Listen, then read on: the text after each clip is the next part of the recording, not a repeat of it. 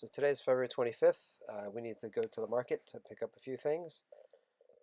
We've been unable to get to the market in our dinghy because of the winds that were associated with the cold front connected to the storm that dumped 3 feet of snow on New England. And things have settled down now, so we're going to take the dinghy into town and do some shopping. So this is Green Turtle Cay, where we usually hang out, our base of operations. And we hide at that red mark roughly up there, and it's called Inner White Sound. And there's usually a couple boats beside us that are anchored in here whenever there's a cold front coming through and the winds are blowing between 25 and 45 miles an hour, or maybe more. So we're going to take the dinghy and we're going to exit Inner White Sound through a little cut there into White Sound proper, and then we'll go out the entrance channel and really into the Sea of Abaco. And this is a little section here that we really can't get through in the dinghy when the winds are blowing. And we'll head into Settlement Creek on the other end of Green Turtle Cay and into the town of New Plymouth. So here we are entering Settlement Creek at New Plymouth. There are 3 markets in New Plymouth: Curry's, Sid's, and Turtley's. Usually you start at one, get what you can, go to the next, get what you can there, and then hit the third and hopefully pick up the other things that you need. As I'm fond of saying, they have what you need, but they may not have what you want. So we chose to start at Curry's today, and here's Leanne in aisle 1. Curry's is about the size of your gas station mini mart or so, and this aisle has all the sweets, cake mixes, pudding, jelly, peanut butter. Down the end is the dairy section. So aisle 2, chips and snacks. There is a third aisle, but I didn't take a picture of it, that has the chest freezers with meat in it. Here's one of the dairy section fridges. There's another one that has milk and yogurt. Produce section. The mailboat comes on Thursdays usually, so if you want fresher veggies, Thursday is the day to go.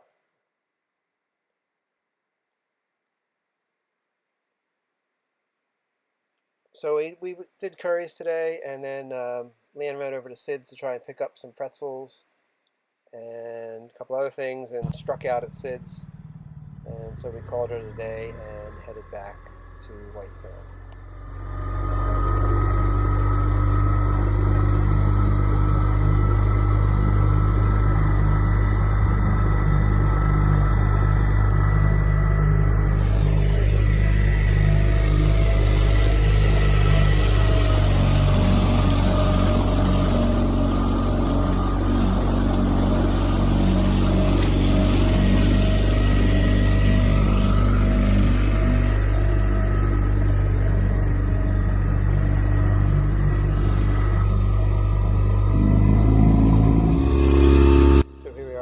Settlement Creek in the town. We're heading out into the Sea of Abaco for just a few hundred yards here. That's the section that we can't pass when the winds are howling.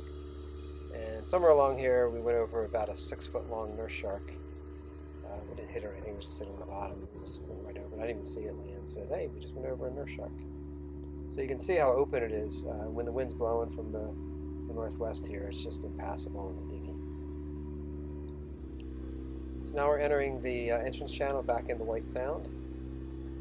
There are a number of moorings in here that you can take. They're $30 a night. As I'm fond of saying, free is at the high end of my price range.